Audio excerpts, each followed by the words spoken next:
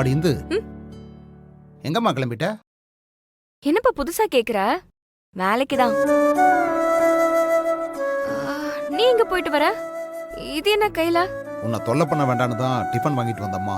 அப்பா எதுக்கு இந்த வேண்டாத வேலை? நான் தான் எல்லாம் ரெடி பண்ணி வச்சிருக்கேன்ல. உப்புமா இருக்கு, பால் காய்ச்சி வச்சிருக்கேன். அப்புறம் எதுக்கு இது? அப்பா தேவையில்லாம செலவு பண்ணாத. நீ அதை விடுமா, அது போகட்டும். நீ ஒரு 2-3 நாளைக்கு வேலைக்கு போக வேண்டாமா, அப்புறம் போய்க்கலாமா. அப்பா எதுக்கு வேலைக்கு போவானு சொல்ற? சொல்றல்ல, புரிஞ்சுக்கம்மா. நீ இப்ப வேலைக்கு போனா தேவையில்லாத மனஸ்தாபம் தான் உண்டாகும். அதுக்காகத்தாம்மா சொல்றேன். அப்பா இப்ப என்ன நடந்து போச்சு? நான் எந்த தப்பும் பண்ணலையே. நான் எதுக்கு வீட்டுக்குள்ளே அடைஞ்சிருக்கணும்? நான் எப்பவும் போல வேலைக்கு போயிட்டு வரேன். என்ன நினைச்சு குழப்பிக்கிட்டு இருக்காதப்பா. இவள மாதிரி நம்ம அசிங்கப்பட்டிருந்தோம் 3 நாளைக்கு ரூமை விட்டு வெளியவே வந்திருக்க மாட்டோம். இவ என்னடானா எதுவுமே நடக்காத மாதிரி ஃப்ரெஷ்ஷா வேலை கிளம்பி நிக்கிறா.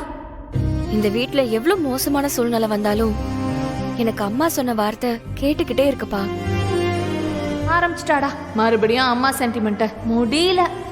கஷ்டத்தை நினைச்சு கலங்கிக்கிட்டு இருந்தா குட்டை ஆயிடுவோம்பா.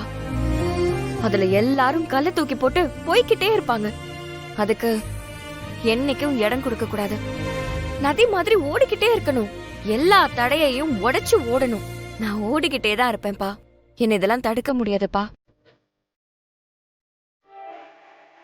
நீ கஷ்டப்படக்கூடாதுன்னு நினைச்சனே தவிர உனக்கு தைரியம் சொல்ல எனக்கு தோணலம்மா. இந்த தைரியம் இருக்கிற வரைக்கும் உன்னை யாரும் எதுவும் பண்ண முடியாதுமா. நீ தைரியமா வேலைக்கு போயிட்டு வாமா. எது நடந்தாலும் பரவாயில்ல, சரியா? சரிப்பா, நான் வரேன்.